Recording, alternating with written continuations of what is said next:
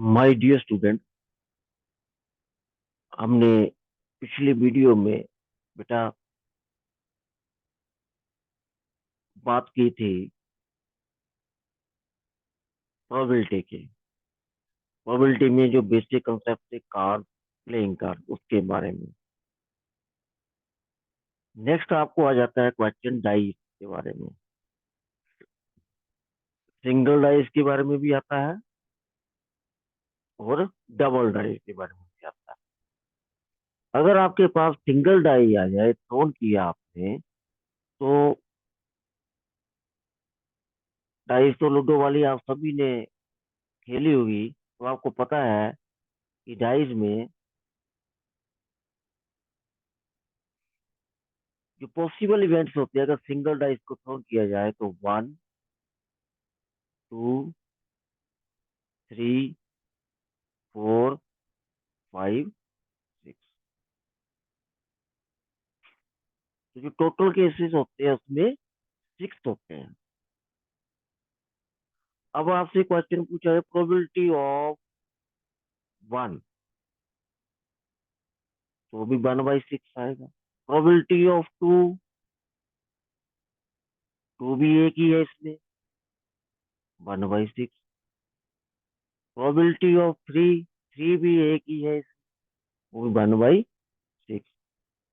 ऐसे ही आप probability of 6, 4, 5, 6, वो भी आपके पास 1/6 आएगा। अब जब मेरे पास प्रोबेबिलिटी सभी केसेस की एक जैसी है, तो इसको हम बोलते हैं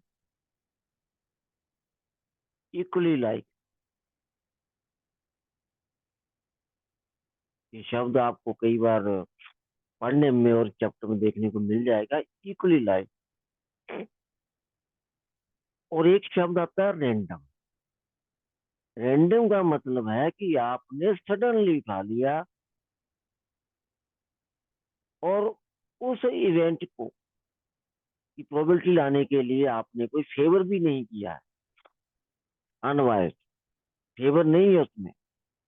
तो ये दो टर्मिनोलॉजी इसमें यूज होती है। तो अगर सभी इवेंट की प्रोबेबिलिटी एक जैसी है तो उसको इक्वली लाइकली कहते हैं। सडनली जो भी आपने प्रोबेबिलिटी फाइंड आउट करनी है वो हो गया रैंडम केसेस। अब आपके पास अगर डाई जो है, दो डाइस को आप थ्रोन करते हैं तो आपके पॉसिबल आउटकम ये आते हैं 1, 1, 1, 2, 1, 3, 1, 4, 1, 5, 1। इसका मतलब पहली डाई का 1, सेकंड का 6। ये जो टोटल केसेस है ये आपके पास आएंगे 36। अब इनमें ज्यादा क्वेश्चन आप पूछे जाते हैं। जैसे ये मेरे पास एक 2011 में क्वेश्चन आया था। Two dice are thrown at the same time, right on the all possible outcome. ये जो लेफ्ट हैंड साइड में लिखे गए है ये पॉसिबल आउटकम्स है। कई बार आपको क्वेश्चन इतना ही आता है कि right all the possible outcomes only, सिर्फ तो आपने पॉसिबल आउटकम्स भी लिखना है। अब क्वेश्चन उससे पूछा गया है what is the probability that the two numbers appearing on the top of the dice. अब दो डाइस ऑन किया है तो आपके पास दो नंबर ही अपीयर होंगे, जैसे ये देख लीजिए। अगर मैं इन दो डाइस को थ्रोन करूंगा, इसको मैं राउंड कर रहा हूँ, तो ये एक के ऊपर 1 आ रहा है, दूसरे के ऊपर क्या आ रहा है, 2 आ रहा है। ऐसे ही आपके पास ये एक्सपेरिमेंट आए। अब प्रोबेबिलिटी ऑफ प्राइम नंबर। अब मैंने प्रोबेबिलिटी निकालनी है कि दोनों डाइस के ऊपर सिर्फ प्राइम नंबर्स आने चाहिए। तो बेटा हमने प्राइम नंबर फर्स्ट चैप्टर की वीडियो में पढ़े थे कि number which has only factor 1 and itself.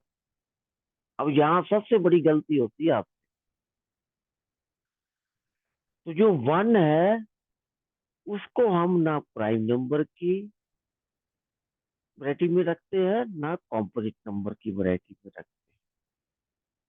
तो यहाँ भी आपके पास 1 आएगा, उस केस को आपने इसमें कंसिडर नहीं करना है। तो पहला केस मेरे पास आ गया 2, दोनों प्राइम नंबर है, 2 3। अब यहाँ से आपने चूज करने हैं 2 5, 3 2, 3 1 नहीं लेंगे कि 1 जो है वो प्राइम नंबर की कैटेगरी में नहीं है। 3 3, 3 है लेकिन 4 नहीं है। 3 5 है। थर्ड रो में आ जाओ, इसमें कोई नहीं है।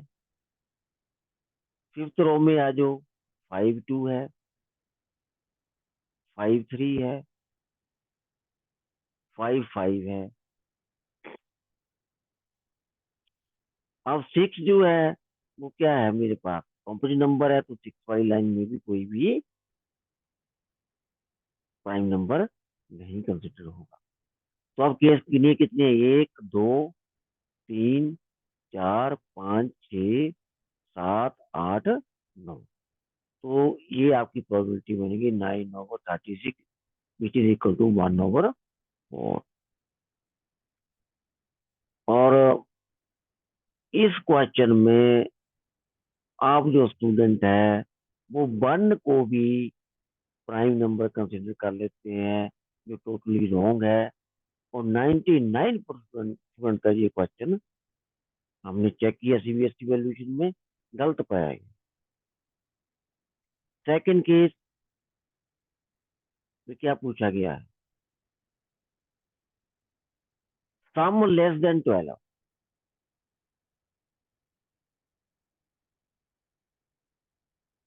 तो टोटल केस तो बेटा उसमें 36 दे रहे हैं। अब मैंने वो केसेस लेने हैं जिनमें सम जो है दोनों डाइस के नंबर का लेस देन 12 हो। अब लेस देन 12 में मेरे पास ये जो 6/6 का केस है ये नहीं आएगा, क्योंकि इक्वल टू 12 है। इस केस को हमने क्या कर देना है, इग्नोर कर देना है। बाकी अगर आप केस लेंगे तो पहली डाई पे 1 है, दूसरी पे 6 है, तो सम आ गया 7, which is equal to less than 12। तो मेरे पास इस केस में 35 जो है फेवरेबल केसेस है, और टोटल है 36। उम्मीद है बेटा जी आपको समझ आ गया होगा। अब कई बार क्वेश्चन आता है प्रोबेबिलिटी ऑफ डबल एक्ट।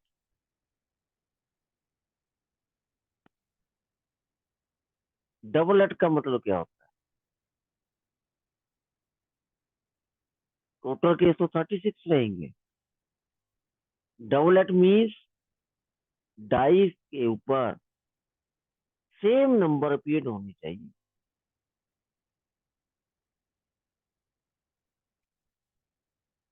अब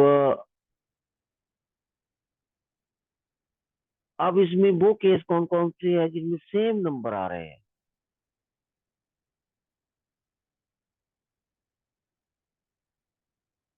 अगर फर्स्ट डाई पे 1 है तो दूसरी पे भी 1 है। फर्स्ट डाई पे 2 है तो दूसरी पे भी 2 है। फर्स्ट डाई पे 3 है तो दूसरी डाई पे 3 है। फर्स्ट डाई पे 4 है, साथ वाली डाई पे 4 है। 5 है, दूसरी पे 5 है।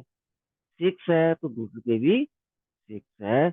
इसको बोलते हैं प्रोबेबिलिटी ऑफ डबल एक्ट। तो कितने केस है मेरे पास, 1 2 3 4 5 6।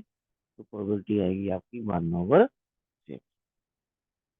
मुझे उम्मीद है ये आपको समझ आ गया होगा। अब आपने कोई भी कोई ऐसे केसेस लेके, ऐसे ही आपने पॉसिबल आउटकम्स लिख के डबल डाइस के क्वेश्चंस करने हैं, जैसे sum less than 8, sum less than 8 equal to 8। ऐसे आप इसमें हजारों एग्जाम्पल बना सकते हो, डिफरेंस की बना सकते हो कि अगर दो डाइस पे डिफरेंस जो है वो लेस देन और इक्वल टू 7 आए तो कौन कौन से केसेस आएंगे। तो जो इक्वल टू 7 बोल दिया तो 1/6, 2/5, 3/4, 4/3, 5/2, 6/1, यहाँ तक केसेस आएंगे क्योंकि इनका सम इक्वल टू 7 है, बाकियों का लेस देन 7 है।